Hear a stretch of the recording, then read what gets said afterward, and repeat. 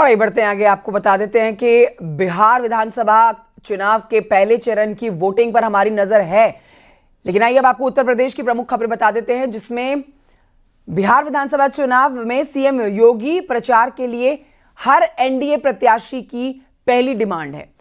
CM योगी लगातार बिहार में जनसभाएं कर रही हैं। सीएम योगी की बिहार में आज भी 4 जनसभाएं होनी हैं। तो एक तरफ पहले चरण की वोटिंग, दूसरी तरफ उत्तर प्रदेश के मुख्यमंत्री योगी आदित्यनाथ की 4 जगहों पर रैलियां। सीएम योगी 3 जनसभा पश्चिमी चंपारण में करने जा रहे हैं, तो वहीं एक जनसभा सीतामढ़ी में की जाएगी। बगहा, लोरिया, बेतिया और सीतामढ़ी में होगी सीएम योगी की जनसभा।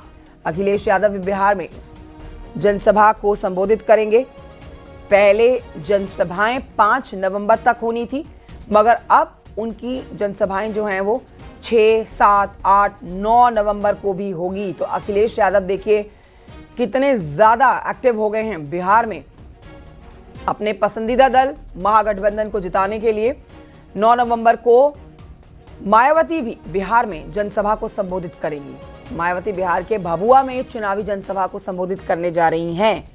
तो उत्तर प्रदेश की सियासत के जो दिग्गज है ना, उनकी भारी डिमांड है बिहार विधानसभा चुनाव में प्रचार के लिए, जिसमें सबसे ऊपर लिस्ट में मुख्यमंत्री योगी आदित्यनाथ का नाम है।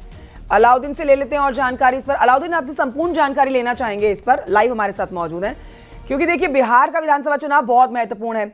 अब बिहार की राजनीति में और बिहार में जो रैली को संबोधित करने के लिए डिमांड में चेहरे हैं, उनमें मुख्यमंत्री योगी आदित्यनाथ टॉप पर हैं, फिर अखिलेश यादव भी काफी डिमांड में रहते हैं, और इसके अलावा कई और चेहरे हैं जो हमें रैली करते हुए नजर आ रहे हैं।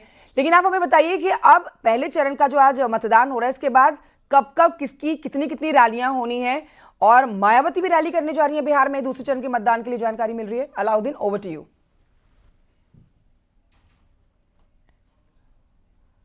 बिल्कुल, क्योंकि उत्तर प्रदेश से सटा हुआ इलाका बिहार का है, तो ऐसे में कई सारे ऐसे जिले हैं जिनकी सीमाएं बिल्कुल बिहार से उत्तर प्रदेश की लगती हैं। यही नहीं, कहा जाता है कि उत्तर प्रदेश के जो सीमावर्ती इलाके हैं वहां पर रोटी और बेटी का रिश्ता क्योंकि उत्तर प्रदेश से है, तो ऐसे में बहुत सारे इलाके, खासतौर से कुशीनगर से लेकर के पूरा इलाका जो देवरिया का सटा हुआ, बलिया का सटा हुआ है, वहां के न सिर्फ नेता भारतीय जनता पार्टी के, समाजवादी पार्टी के और बहुजन समाज पार्टी के इतने कैंप किए हुए हैं बिहार में, बल्कि जो उनकी रिश्तेदारियां हैं, जो उनकी जान पहचान है और तमाम जो ताल्लुकात हैं, उनके बिना पर अपने अपने पार्टियों के लिए वोट मांगते हुए नजर आ रहे हैं। सबसे पहले बात कर लेते हैं मुख्यमंत्री योगी आदित्यनाथ की, जो पहले ही चरण के जो तमाम चुनाव थे, तमाम इलाकों में लगातार वो कैंपेन और जनसभाएं लगातार कर रहे थे, एनडीए के प्रत्याशियों के पक्ष में लगातार वोट का मांगने की बात कर रहे थे। हालांकि पहले चरण का चुनाव चल रहा, वहां पर दूसरा चरण 11 तारीख को होना है, लेकिन अभी भी 9 तारीख तक प्रचार प्रसार की इलेक्शन कमीशन के आदेश के अनुसार तमाम लोग बात छूट है। तो ऐसे में मुख्यमंत्री योगी आदित्यनाथ एक तरफ जहां पर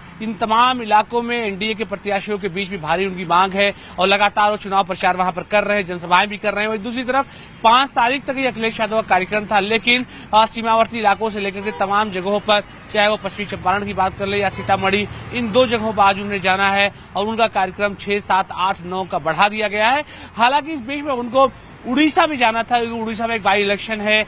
वहां पर बाई इलेक्शन के दौरान एक जो सीट है उस पर समाजवादी पार्टी ने अपना उम्मीदवार उतारा हुआ है, लेकिन ये माना जा रहा है कि शायद उड़ीसा का कार्यक्रम उनका रद्द हो जाए और बिहार उनकी प्राथमिकता पर आ जाए। वहीं तीसरी जो बड़ी बात है वो है मायावती से सभाओं पर अपनी जानकारी और बनाए रखिए। बहुत शुक्रिया फिलहाल की जानकारी के, अलाउद्दीन आपका।